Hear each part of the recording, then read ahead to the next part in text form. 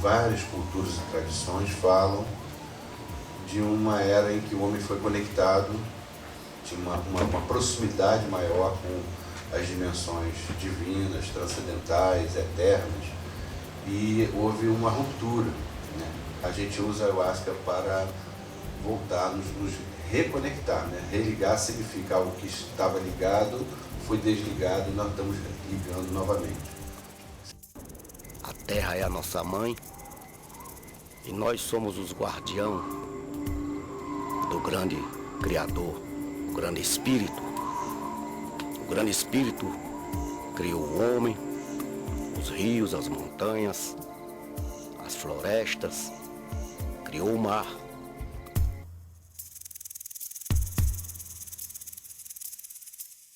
A gente usa essa bebida para religação. Então ela é uma via, uma ferramenta de religação, para nos conectar. Aí a pessoa pode ter muitas interpretações, ao nosso eu divino, eu superior, ao Cristo interior, aos nossos guias, aos seres de luz, aos mestres, a Deus. Aí tem muitas interpretações de como é essa religação, o que consiste, né? Não é uma droga, não é uma droga. Geralmente a gente usa a droga para fugir das coisas, fugir de si mesmo, para ver a vida cor-de-rosa, colorida, né? Para esquecer os problemas, né? Então, se eu esquecer meus problemas, da forma como às vezes muitas pessoas usam o álcool, as drogas, mas a ayahuasca não vai fazer isso com você. A ayahuasca, o que ela vai fazer é, ao contrário, é te colocar em contato com as coisas que você precisa rever, examinar e trabalhar em você. Existe a ideia de que essa bebida é alucinógena, né? Bem, ela realmente é uma bebida visionária. E o estado visionário, ele sempre foi visto, foi tido em alta conta nas tradições espirituais do passado, nas várias religiões. Na Bíblia, o profeta tinha uma visão, o povo todo seguia. Nas sociedades tribais, o pajé tem uma visão e as pessoas respeitam, ouvem e atendem, e muitas vezes também seguem, né? E na Grécia Antiga, no Areópago, em Roma, no Senado, quando a pessoa tinha um grande sonho, um sonho que ele considerava como algo importante para aquela comunidade, ele ia e contava para toda aquela coletividade, porque aquele sonho não dizia respeito só a uma pessoa, era um sonho que estava ligado ao destino de toda aquela comunidade. Então, a bebida ela é visionária, ela não é um alucinógeno, porque a alucinação é uma percepção sem objeto. Você pensa que está vendo alguma coisa aqui que ninguém mais está vendo, e você confunde uma realidade interior com uma realidade exterior.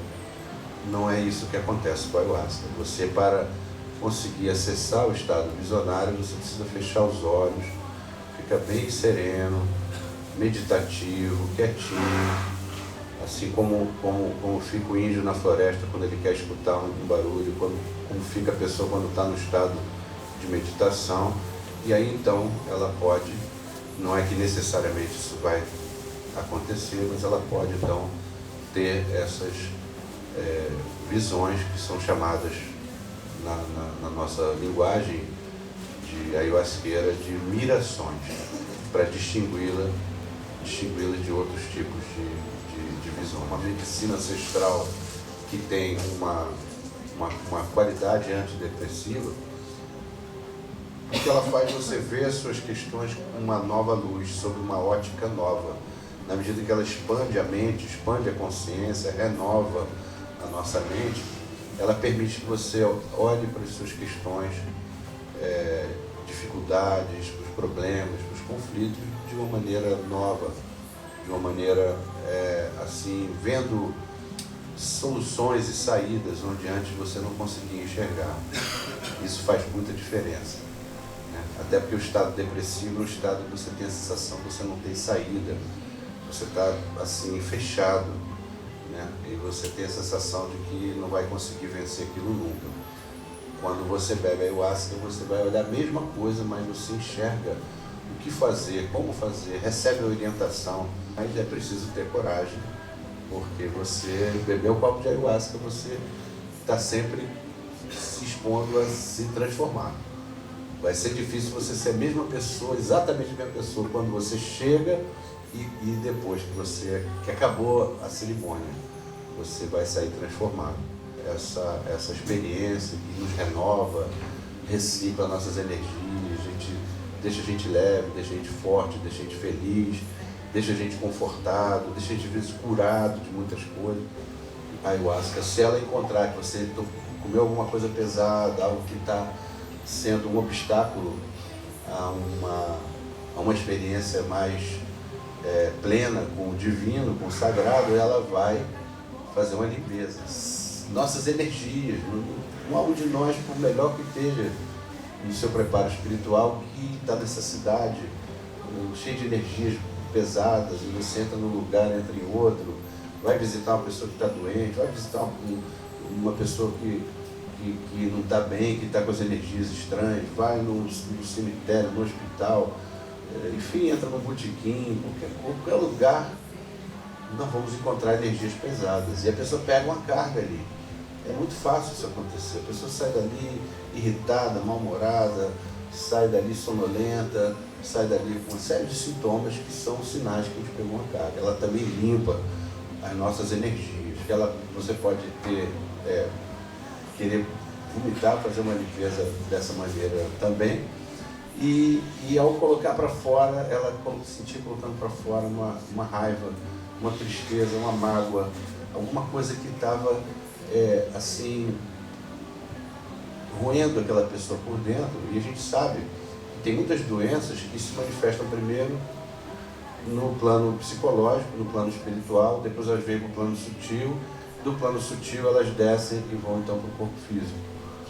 Então, algo que ajude você a limpar um sentimento, uma emoção ruim, enquanto ela ainda está no plano psicológico, ela atua preventivamente na saúde, né?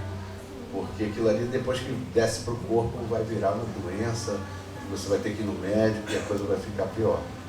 Outro aspecto também é que de você ter coragem de tomar um copo de ayahuasca, que você pode passar por momentos de desconforto. E isso também faz parte do trabalho, que mostra, né, mais um reforço de que é um ritual de iniciação. Porque não tem ritual de iniciação sem ter uma batalha, sem ter uma dificuldade, um obstáculo, um desconforto, alguma coisa que você vai ter que vencer, sobretudo dentro de você mesmo. A vitória não é para nada externo. Mesmo nas iniciações, prova do fogo, prova da água, tem várias provas nas iniciações, nas escolas iniciáticas.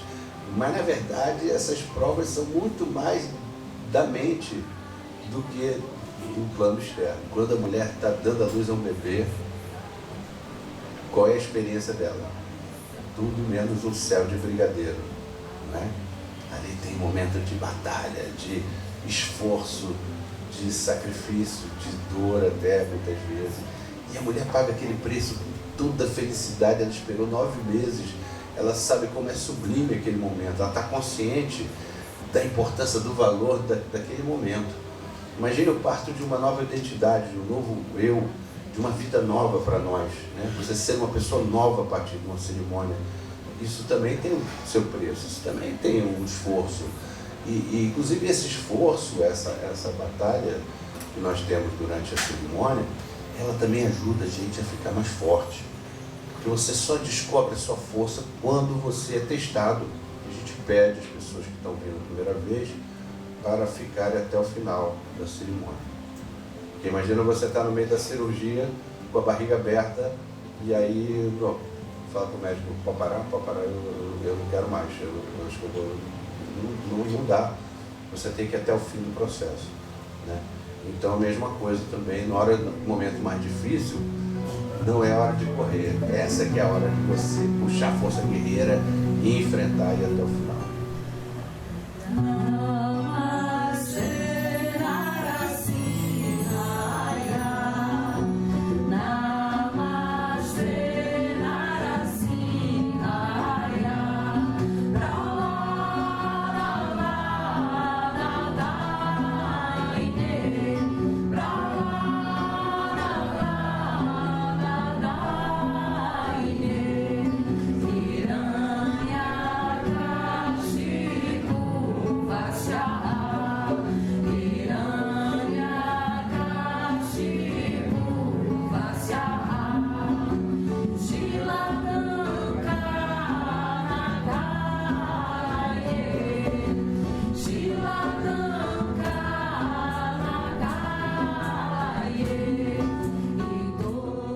Na primeira vez que eu tomei, eu morri. Eu morri e renasci. O resultado foi uma mudança de atitude perante a vida. Eu assumi uma alimentação saudável pelo vegetarianismo. Eu não tomo mais álcool. Eu passei a ter uma vida mais saudável, preocupado comigo mesmo, atitude perante as pessoas. Eu fiquei um ser mais amigo, mais maternal. As pessoas que me conhecem dizem que eu era uma pessoa antes da ayahuasca e outra depois. A experiência com a ayahuasca, ela abriu muitos portais, assim, que eu identifico até hoje. Mais fortemente foi a capacidade de conseguir pegar aqueles anseios já da infância, aquelas coisas que você tem guardadas e de repente aquilo tem uma força para despertar. É o ritual da alegria, da paz, do amor, da seriedade e da justiça, da caridade. Então nós estamos aqui fazendo um trabalho de cura, né? Recebendo as pessoas. E com a ayahuasca não, eu senti que não só resgatou esse potencial de cantar, como às vezes eu me surpreendo com uma nota musical que eu alcanço, que talvez um estado normal de consciência não alcançaria, ou de saber cantar uma música com melodia, entrar, parar, coisa que talvez eu não soubesse se eu não tivesse praticado, estudado, porque às vezes mesmo sem conhecer uma música, e alguém começa a cantar, é como se aprendesse a cantar na hora. É um efeito realmente impressionante, assim, artisticamente. É como se abrisse também a conexão, não só da mente, mas de todos os talentos que estão encobertos, assim, por um véu da A bebida ensina. A própria bebida foi trazendo novas metodologias e maneiras de se trabalhar com ela. Então, trouxe o Santo Daime, trouxe a barquinha, trouxe a união do vegetal, trouxe a arca e trouxe outras também. Tem várias outras casas que trabalham de outras formas, heterodoxas, não ortodoxas, com essa mesma bebida, muito sérias, muito boas e muito profundas, porque a própria bebida foi ensinando novos capítulos. Isso é muito rico. Torna um xamã, um mestre, um padrinho, usando uma droga, mas usando a ayahuasca você pode se tornar um mestre, um padrinho, um xamã. Às vezes no meio da floresta, um homem sozinho, no meio da mata, sem nenhum mestre exterior, só ele, a bebida, ele tem uma experiência de aprendizado e é reeducado, ela reeduca a gente também, né? Só com essa bebida. Tem uma experiência de aprendizado. Às vezes as pessoas recebem ensinamentos espirituais sob a forma de música, de uma maneira muito bela, artística, onde você junta ciência, espiritualidade e arte e poesia na mesma coisa, muito bela.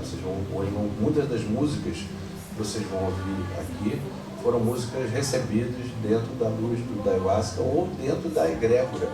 Às vezes a pessoa participou do trabalho e recebe a música depois, em outro momento, mas aquela música está totalmente ligada com a egrégora, com os seres de luz, com todo o espírito da nossa cerimônia, da nossa casa, da nossa missão. A arca nasce de uma visão. Eu tive uma visão na floresta, onde tinha uma roda, sempre fosse uma roda de criança mesmo, né, de mãos dadas, e tinha uma corrente com pessoas representantes de todas as tradições. Tinha monge, frade, xamã, sufi, budista, hinduísta, yogi, tinha pessoas de todas as religiões ali, de mãos dadas, trabalhando pela cura da humanidade, pela cura do planeta. Quando eu saí daquela visão, poxa, eu pensei, caramba, se nós conseguíssemos realmente essa união, nós conseguiríamos mudar a situação do planeta, conseguiríamos ter um poder de mudança social muito maior do que tem as religiões isoladas, cada um fazendo o seu trabalho, e às vezes disputando entre si, achando que o meu caminho é melhor que o do outro, né? Então isso desune, isso divide, né? Imaginando o que Deus gostaria para nós, né? Claro que ele ia achar muito interessante todo mundo de mão dada, trocando conhecimentos, respeitando uns aos outros e dando valor ao caminho do outro, vendo que aquele caminho ali é uma coisa respeitável, que tem coisas muito interessantes, até chaves importantes para o meu caminho sem que eu precise me converter nele, ele é o meu. Eu sou agente de Polícia Federal e nesses 14 anos de conhecimento também com a ayahuasca, eu consegui, assim, verificar as mudanças na alma, né? As mudanças na psique, as mudanças mentais, as mudanças físicas também, porque eu acredito que é uma bebida misteriosa, maravilhosa e com grandes poderes curativos, né? Uma bebida que vai lá no fundo, sabe? Ela consegue mexer a nossa alma. As pessoas que frequentam as igrejas, né? Que usam o santo daime, a ayahuasca, e que têm problemas com cocaína, crack, né? Álcool, qualquer tipo de outra droga química, que possa, né, estar de uma forma compulsiva, nós temos resultados assim estatísticos, né, já de pessoas que frequentam essas igrejas que conseguem assim se libertar assim plenamente, assim, absolutamente. As autoridades poderem observar, se voltar, né, em cima desses resultados que os padrinhos, né, que as igrejas têm oferecido, e por que não um programa nacional, sabe, voltado, sabe, para pesquisar realmente essa bebida e conseguir, com certeza, assim, resultados maravilhosos. E tinha uma vida, sei lá, meio desregrada. Hoje não, ela está focada nas coisas de Deus, Então eu só tenho a agradecer. E no dia a dia, então você achou ela transformada? Aconteceu uma transformação? Uma transformação muito grande. Não só eu, como meu cunhado também achou. As pessoas que têm contato com ela, né? Sim. Acharam também que ela teve uma mudança muito grande. Existe no Peru também, Taquiwasi, uma clínica que é conduzida por um amigo chamado Jacques Mabit, um francês médico, e que também usa metodologia xamânica na recuperação de pessoas com problemas de drogas, também com bastante sucesso. Talvez uma das ferramentas que tenha tido mais sucesso em tirar as pessoas das drogas, seja e do álcool, seja a ayahuasca. E outras plantas dessas também, assim, similares, né? Essa bebida a gente usa mesmo para ficar desequilibrado, vai ficar doidão, nada disso. A gente usa a bebida para a gente ter um trabalho, ter nossos insights, a nossa meditação, mas de alguma maneira nós cantamos, nós tocamos, fazemos todas as coisas práticas que precisamos fazer ao longo do trabalho, nós fazemos, estudamos, então ninguém fica assim em órbita, a gente fica com condição de cumprir, de realizar e dar conta do nosso trabalho. Aliás, o nome dela, ayahuasca, o nome queijo, chama-se vinho das almas, ou vinho dos mortos, ou a vide das almas, ou a vide dos mortos. A ayahuasca significa isso em língua quechua. Minha experiência maior com a ayahuasca, né, com o Santo Daime, foi dentro da igreja da Barquinha. Eu passei 20 anos, né, ligada à Barquinha de Rio Branco, a Barquinha de São Manuel Araújo, em Rio Branco, tomando daime numa igreja urbana no Rio de Janeiro, né? Se bem que eu fui algumas vezes tomar daime em Rio Branco, na floresta, retiros espirituais na floresta. E a minha experiência dirigindo o trabalho da Barquinha é assim muito, ao mesmo tempo uma responsabilidade muito grande, mas ao mesmo tempo assim é uma missão para mim na minha vida que apareceu. A luz tão grande que é a luz do daime, né, levar um pouco, né, de consolo, de amor, de compreensão, de visão de mundo. Acho que o daime em si é um mistério grande, né, muito grande, que a gente não consegue desvendar, que a gente vai desvendando, que a gente vai descobrindo à medida que a gente vai tendo a experiência com ele mesmo vai se desvelando, né? Por isso que é sagrado, né? É porque é um mistério muito grande, não tem como assim, a gente imagina uma pessoa que toma Daime 1, 2, 3 vezes, saber o que é o Daime. Deus está nele, está na ayahuasca. Ela não é Deus, mas Deus está nela, né? Deus está nela. Deus fala com a gente através da bebida sagrada. Tem compaixão, tem misericórdia, tem compreensão, né? Assim, as atitudes que trazem, com certeza, a paz, né? A concórdia, a paz.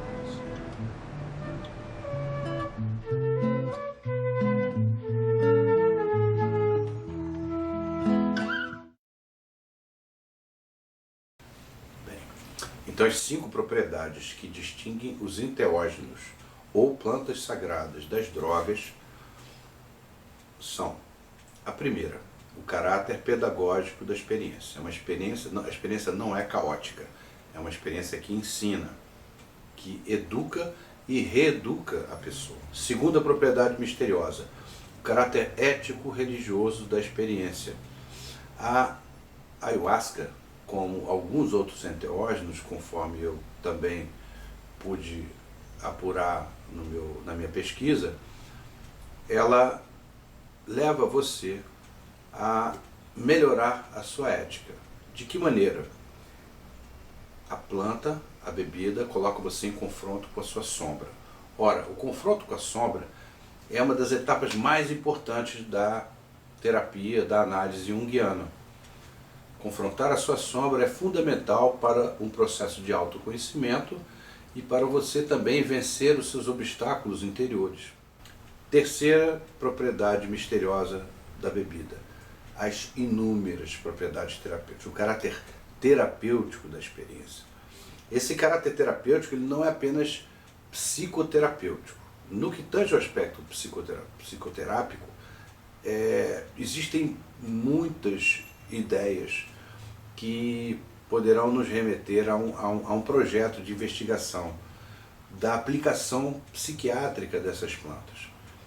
Então, essas plantas, elas são capazes de reduzir o nível de agressividade da pessoa, de reduzir sintomas de mania, de funcionar como antidepressivo. Como é que ela funciona como antidepressivo? A pessoa via a sua situação sob uma ótica. Na medida em que ela expande a consciência, ela vai olhar para as suas questões de uma luz nova, de uma nova maneira, com uma nova consciência expandida. E dessa forma, ela vai encontrar saídas e soluções onde antes ela não via saídas e soluções. Ela também tem a oportunidade de diluir sintomas obsessivos, porque a obsessão faz com que a pessoa fique presa em pequenas coisas, em detalhes, em repetições. Quando você expande a consciência, aquela compulsão ao detalhe, a focalização no detalhe, a repetição, ela é diluída. Então ela tem inúmeras propriedades terapêuticas e também psicossomáticas. Há casos de remissão de câncer, há vários tipos de casos de combate à doença de Parkinson e assim por diante, que merecem uma investigação mais profunda e mais cuidadosa. Quarta propriedade misteriosa, o caráter paranormal da experiência.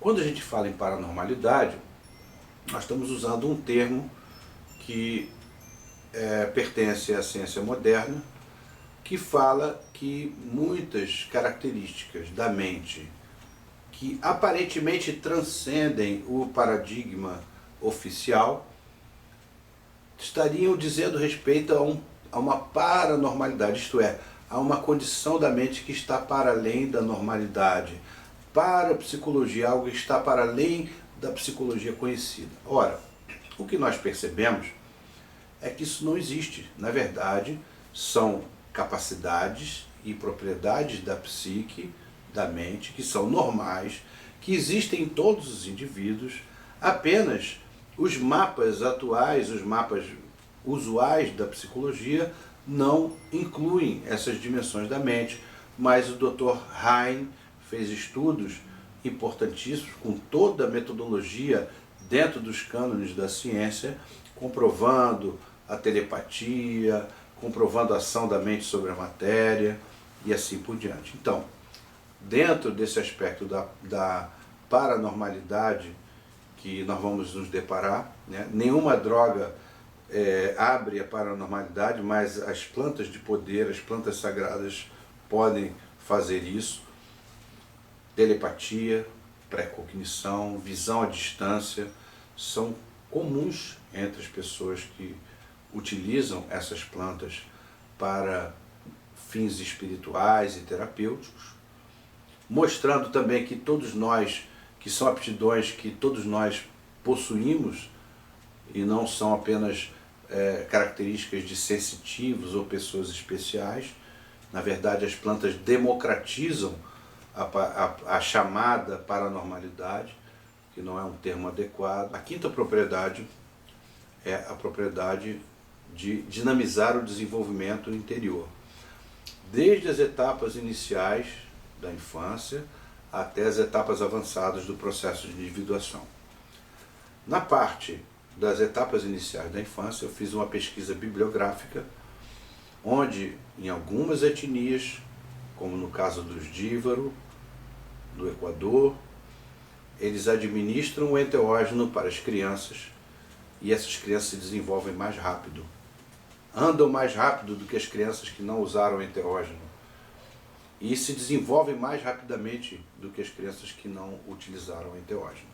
Isso é absolutamente revolucionário.